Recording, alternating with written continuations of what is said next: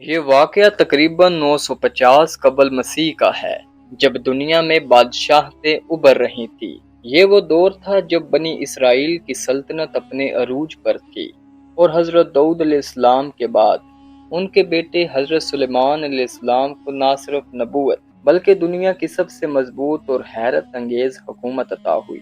حضرت سلیمان کی حکومت نہ صرف زمین پر تھی، ان کے ماتحت انسانوں کی فوجیں تھیں، جنات ان کے تابع تھے اور جن پرند ان کی اطاعت کرتے تھے، اور ہوائیں ان کی سفر میں مدد دیتی تھیں۔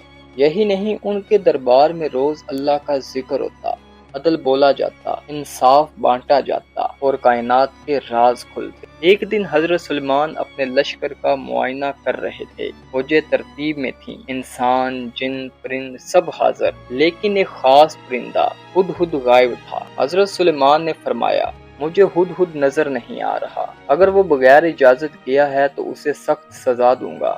لیکن ہدہد واپس آیا اور ایسی خبر لایا جو تاریخ بن گئی۔ میں ایسی قوم سے آیا ہوں جسے آپ نہیں جانتے۔ میں یمن کے علاقے سبا گیا، وہاں کی حکمران ایک عورت ہے، بڑی بادشاہت ہے، عظیم تخت ہے، مگر وہ لوگ سورج کو سجدہ کرتے ہیں اور اللہ کو نہیں جانتے۔ یہ خبر حضرت سلیمان کو جھنجھوڑ گئی۔ ایک عورت حکمران ہو اور وہ بھی شرک میں مبتلا ہو، اسے دعوت دینی ہوگی۔ حضرت سلیمان نے ہدہد کے ذریعے ایک خط روانہ کیا۔ یہ خط کوئی عام خط نہیں تھا، یہ نبوت کا پیغام تھا، حکمت کا اظہار اور توحید کی دعوت۔ اللہ کے نام سے شروع، جو بڑا نہایت رحم کرنے والا ہے۔ مجھ پر سرکشی نہ کرو اور فرما بردار ہو کر میرے پاس آ جاؤ۔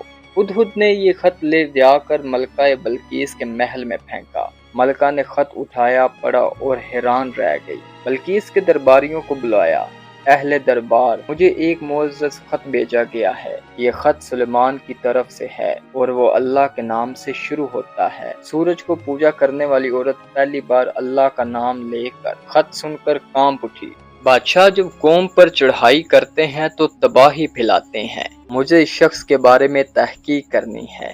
ملکہ نے سلیمان کو تحفے بھیجے، سونا، قیمتی ہیرے، غلام اور شاہی اشیاء، مگر حضرت سلیمان نے فرمایا، کیا تم مجھے مال سے خوش کرو گے؟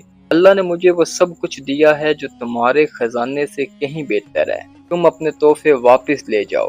یہ الفاظ بلقیس کے غرور کو توڑ گئے۔ وہ جان گئے یہ نبی بادشاہ ہے اور اس کی طاقت دنیاوی نہیں الہی ہے۔ سلیمان نے دربار میں کہا، کون ہے جو بلقیس کا تخت اس کے آنے سے پہلے میرے پاس لا دے؟ ایک جن نے کہا، میں لا دوں گا جب تک آپ اپنی نشست سے اٹھیں گے۔ لیکن ایک علم والا بندہ بولا، میں پلک جھپکنے سے پہلے لے آؤں گا۔